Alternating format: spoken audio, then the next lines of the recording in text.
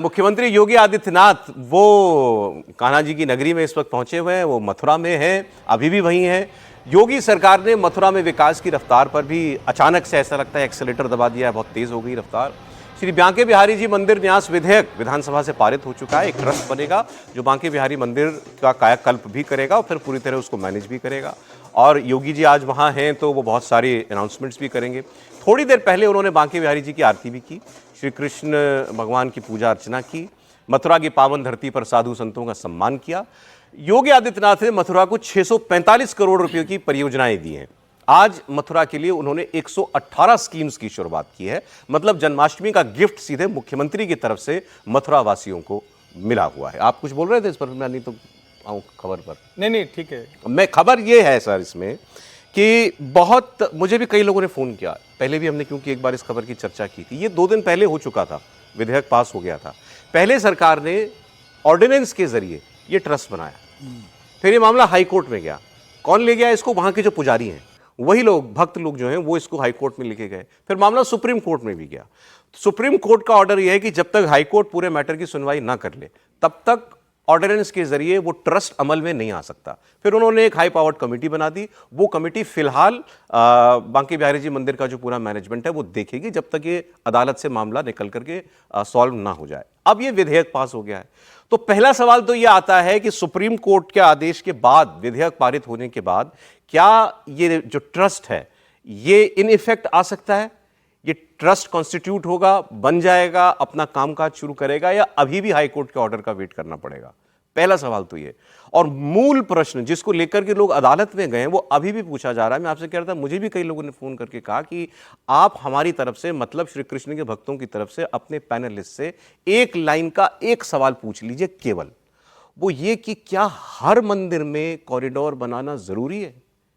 क्या महाकाल मंदिर उज्जैन की तरीके से या काशी विश्वनाथ धाम की तरीके से उसी रूप में यहां भी कॉरिडोर बने मथुरा में, क्या यह अनिवार्य है हर मंदिर के लिए एक ही किस्म का मैनेजमेंट जो है वो तय करना? अब पहले वाले सवाल का जवाब दे दीजिए, क्या ये ट्रस्ट जो है काम शुरू कर पाएगा? बिल्कुल करेगा। हाँ, वो बाकायदा पारित हो गया है तो मुझे नहीं लगता कि उसमें कोई बाधा होगी। उससे ऊपर कोई जाए, उस पर कोई याचिका डाले तो बात अलग है। अब जो मूल सवाल आया, जो किसी ने पूछा है कि क्या हर जगह कॉरिडोर बनाना जरूरी है? कॉरिडोर शब्द हो जाता है, बिल्कुल आवश्यक नहीं है। और पहले मैंने कहा था, अच्छा है आपने ये सवाल पूछ दिया तो उस संदर्भ के साथ बताता हूँ। जैसे हमारे प्रयाग में अब वो कॉरिडोर नहीं बना, लेकिन आलोपी देवी मंदिर की व्यवस्था थोड़ी बेहतर की गई। उसको कोई कॉरिडोर भी कह सकता है, क्योंकि सामने शंकराचार्य जी का, उनका वहीं रहते हैं, वो बद्रिकाश्रम पीठ वहीं है तो वहाँ वो रहते हैं। और आलोपी देवी मंदिर पहले से बहुत बेहतर हो गया तो थोड़ा ज़्यादा लोग एक समय में व्यवस्थित होते हैं।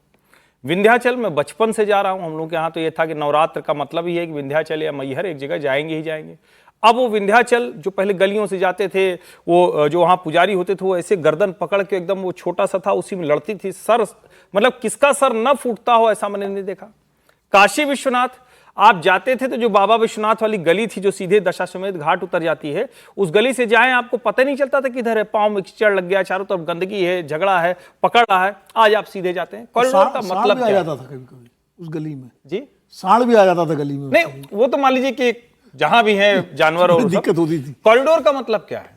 जब आप एक मंदिर कह रहे हैं तो उसके आसपास की व्यवस्था पवित्र हो पाए, उसके लिए एक बड़ा स्पेस हो जब इतने लोग जा पा रहे हैं।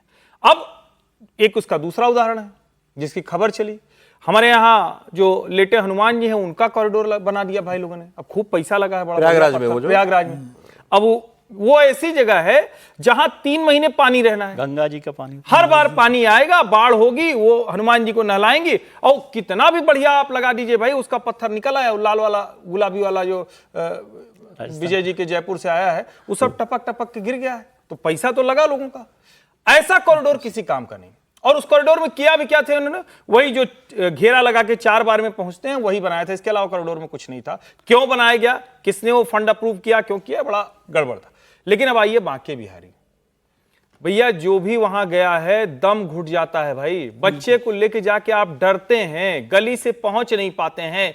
प्राइवेट पार्किंग के लिए लोगों ने धंधा चला रखा है। मैं किसी के ऊपर नहीं कर रहा हूं, वो अच्छा ये न करें तो वो भी ना पहुंच पाए, लेकिन क्या ये बेहतर नहीं होगा कि बांके बिहारी के इर्द गिर्द इतनी बड़ी व्यवस्था की जाए कि 10-20 50 हजार लोग, लाख 2 लाख लोग जो जाते हैं वो वहां पहुंच सकें और अच्छे से अपने आराध्य का दर्शन लेकिन कर ये सकें। किस कॉस्ट पर सवाल है ना। अब इसके लिए अब इसके लिए बाहर आप वहां दुकानें सब तोड़ेंगे, फिर नए सिरे से बड़ा परिसर बनाएंगे आप, फिर गलियां जो है चौड़ी होंगी। जब आप ये कहते हैं तो एक सिर्फ जानकारी के लिए, और चूंकि मुझे वहीं के एक व्यक्ति ने बताया जिसका काशी विश्वनाथ मंदिर के गेट नंबर 4 के 3 घर के बाद उनका सब कुछ है,